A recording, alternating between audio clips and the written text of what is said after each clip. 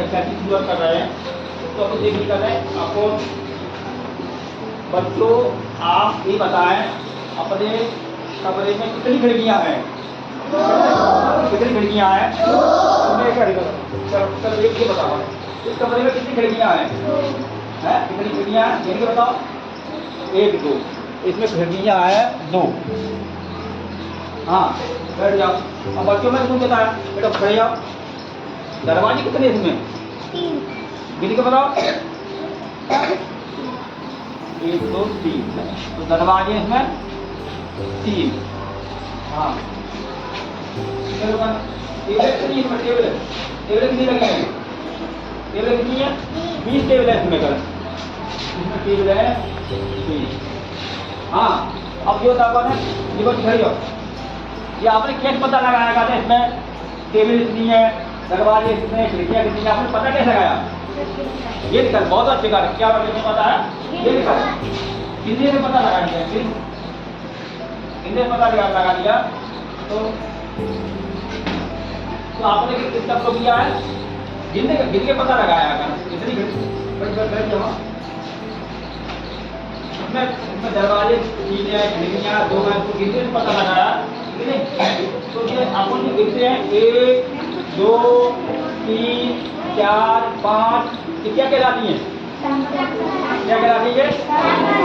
प्राकृत संख्या। क्या कहलाती है? प्राकृत संख्या। प्राकृत संख्या के बारे में और कुछ जानते हैं? कुछ प्राकृत संख्या के बारे में कुछ जानते हैं? कुछ प्राकृत संख्या अब ठीक है देखिए, और इसका उद्देश्य देखिए। उद्देश्य देखिए, अपन गणित को पढ़ते हैं बेटा, इधर नहीं बढ़िया।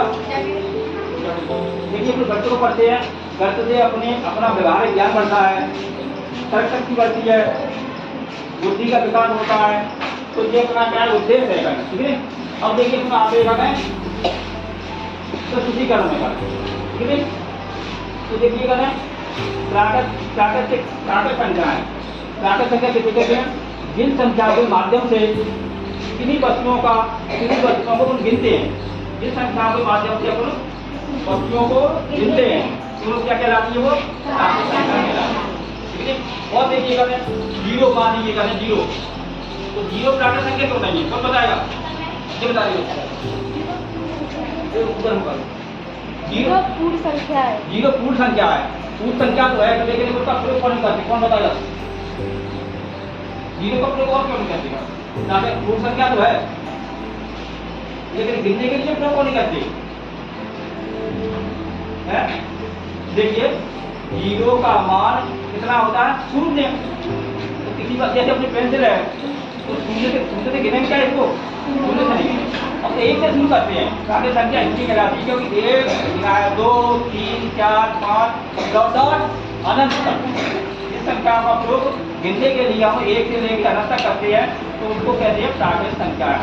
तो 0 को इसलिए शामिल नहीं किया गया है इसमें, तो 0 से हम किसी वस्तु को नहीं गिनते हैं। 0 से हम किसी वस्तु को नहीं गिनते हैं, ठीक है।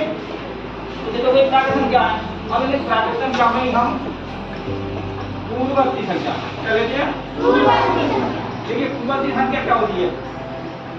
ये संख्या मान ली कोई संख्या है, उस संख्या से पहले जो आपको संख्या दी जा रही है उस संख्या में से अपन 1 घटा दें।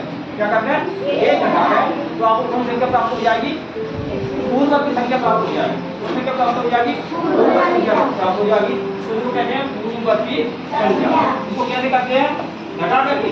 जैसे मान लीजिए 3 में से 1 घटा दिया अपन को 1 घटा दिया तो 2 प्राप्त हो गई। क्या हो गई? 2 प्राप्त हो गई। 5 में से 1 घटा दिया 4 प्राप्त हो गई। 100 में से 1 घटा दिया 9 प्राप्त हो गई। कैसी संख्या है?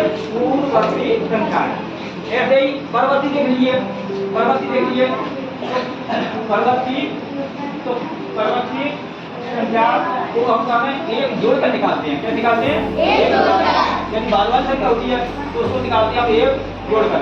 मान लीजिए परवर्ती संख्या के लिए हम मान ली संख्या हमारी 10 है। 10 तो परवर्ती निकालना कैसे निकालेंगे?